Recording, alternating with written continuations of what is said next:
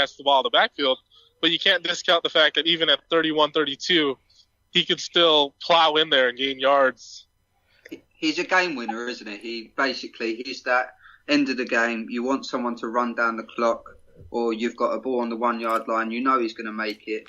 He's that sort of guy now. But in terms of being an every down kind of feature back, I can't see it in Gruden's scheme. I think that he's looking for a little bit more explosiveness and more pass, like basically catching the ball out of the backfield.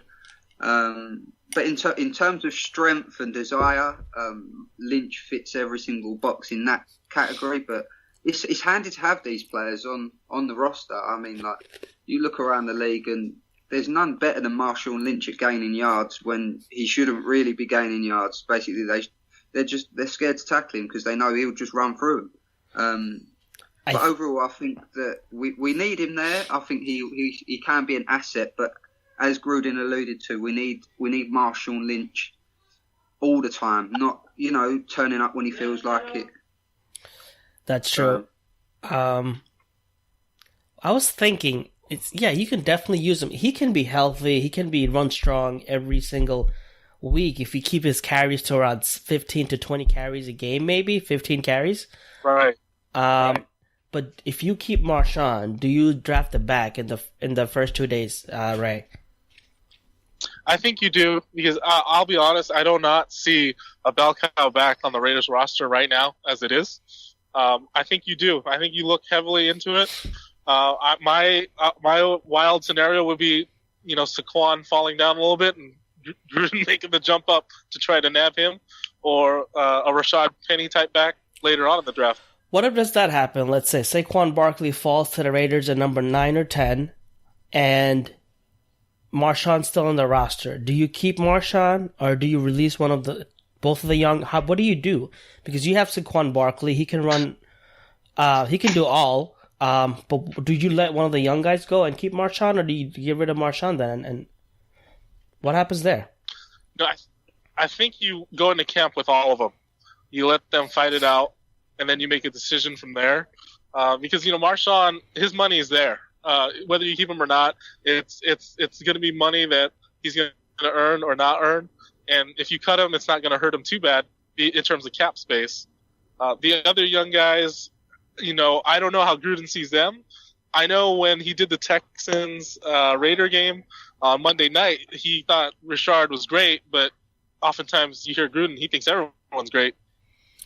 Yeah, for me, I don't think both of those 5'8" backs stay on the roster. We actually did a Twitter poll in our Twitter Raider Lounge pod. We had we had a good size of voters, and it was like 51% for Richard, 49% for Washington, and it was almost 50-50 down to the end. So I think Raider Nation's also split. But I've said most weeks now, it's like a flip of the coin. It could go either way. It just depends on Gruden, who he feels fits his offense better. To be honest with you, if both went and we drafted two different running backs in the draft, I wouldn't be against that either. I mean, we have to develop a run game, a solid run game, to complement our passing game. Although it was poor last year, we know our passing game can be a hell of a lot better. But the run game has always been a kind of a problem for us over recent years, if I'm being honest. I mean, Murray did not too bad. Latavius Murray did not too bad. I mean, he was, he was what he was. He did get, he's like a short burst sort of guy. He's never going to run for the house. But, I think it's definitely going to be interesting to see what happens in that position, because I feel like that is definitely a position we need to address early on in the draft. And if Lynch comes back, I don't think we need to reach or grab one, reach for one in the first round, maybe wait for round 2 for Sony Michel. Yeah, exactly. And if Darius Guice falls in round 2, that's like heaven, you know what I mean? Because he's a round 1 prospect. Ronald Jones is another one. He's another one who could be there. There's definitely a few options in round 2 and round 3. But when you start going to like round 4 or 5, you don't really know the quality of obviously the players is going to be better in 1, 2, and 3, but you don't know because obviously some of these players outweigh their potential and actually do better than the players taken in the first couple of rounds. But for me, in this sort of draft this year, the talent at running back is so good that it doesn't matter if it's first, second, or third round. You are going to pick up someone with very good attributes to complement your team. Yeah, and good defensive tackles and running backs usually fall to third, fourth rounds. So the premium position is what you need to go after in the first 2 days, because What round did Kareem Hunt go in last year? He went in the fourth, didn't he? Yeah, third or fourth, wasn't it? This is what I'm saying. Yeah. Look what he did for the Chiefs this year. Right. I mean, you can pick up these guys who are. Yeah, I was going to say geezers. Then I'm from near London, so. Yeah, I figured. Yeah, but basically, you can pick them up in the fourth round, and they can turn into gems. My only downfall is when you pick up 6th and 7th. I don't feel like Reggie's kind of niche is at running back in them later rounds. I feel like it's in other positions he can find them little diamonds in the rough. Right. Hey, speaking about the draft, Ray, you got any insights and some players that might be moving up or the Raiders should be looking at? I've said this, and I might be biased because I covered him in college and I went to Humboldt State. But Alex Kappa, the offensive tackle out of D2 Humboldt State, he's the guy that's shooting up draft boards.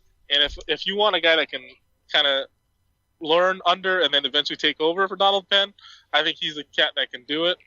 Duke Manyweather from the O-Line Academy, he works with Penn and Kappa, and every time we talk, we're like, dude, this is the guy that can take over for Penn. But here's the problem with that. The Chiefs were the most present at Humboldt State during the whole, his whole season. Chief scouts were there left and right. So I'm like, I don't want to see him end up a Chief, but if he becomes a Raider, that'd be sick. Yeah, we just got to beat him to the punch. What round do you think he'll go? Because he really showed out in the Senior Bowl. He looked attacking. He didn't sit back and wait for the defensive ends to come to him. He took the initiative. He was very dominating. So what round do you think he goes? Do you think he lasts until end of day 3, or what happens? I mean, day 2. I have been gauging interest, and some have said he'll go as high as 3, but they're expecting him to go to the 4th or 5th because of the fact that he just comes from Humboldt State. But that Senior Bowl tape, that and the practices really opened some eyes. Yeah, I mean, I've not really seen a lot of him. I've seen a few clips of him. He's impressive. I think that if you could nab someone like that in the 4th or 5th round, that's a solid pickup for me. And it's not a position of desperate need, but it's also a position where it could be a desperate need with Donald Penn coming off an injury. You don't know how that's going to hold up next year. He is getting older. You need someone to step up and be his predecessor. So yeah, it's an interesting pick, that one. Yeah, absolutely. What else are you hearing? Is there any other names, Ray, that from small schools or everyone's not been talking about? The name that I keep hearing a lot connected with the Raiders, and I need to dig in more, is Marcus Davenport at number 10. He's a guy from San Antonio, not a really big name school.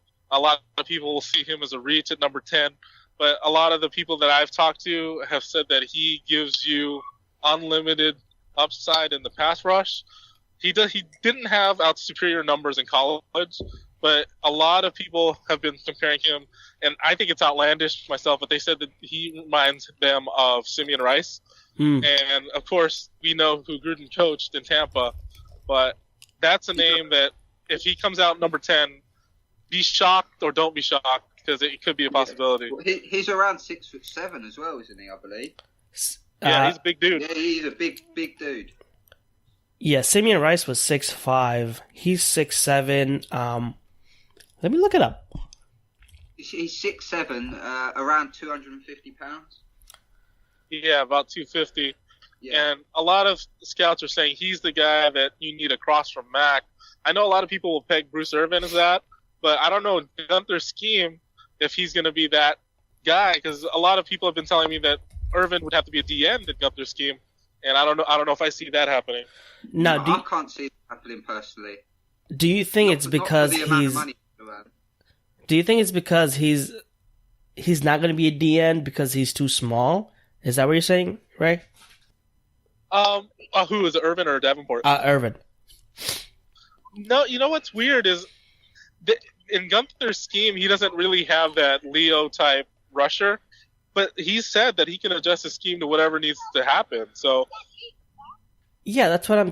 Good coaches can do that, and Bruce Irvin has a look. He has 8 sacks. How many players get 8 sacks? You know what I mean? I think, and that's most of it coming in the second half of the season.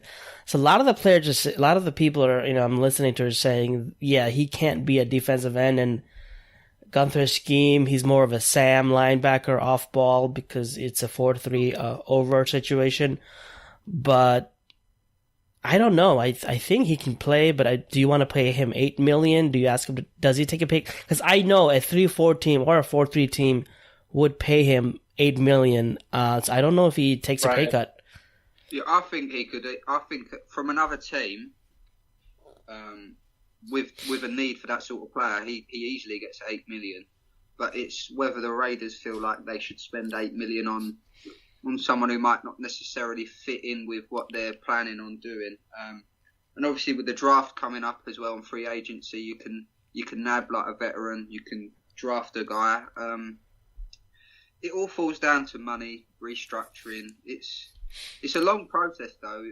I mean, it could drag out. Hey, Ray, do you know if when his salary for 2018 becomes final, when does he need to be cut by? I don't think Bruce has that type of number. Okay. I think it's just if he's on the at the end of the year or during the year he's going to earn that money. It's not like an Emerson situation where he needs to be cut before it becomes guaranteed. So why not keep him in for a training camp? See what he does maybe, or at least, OTAs, feel him out.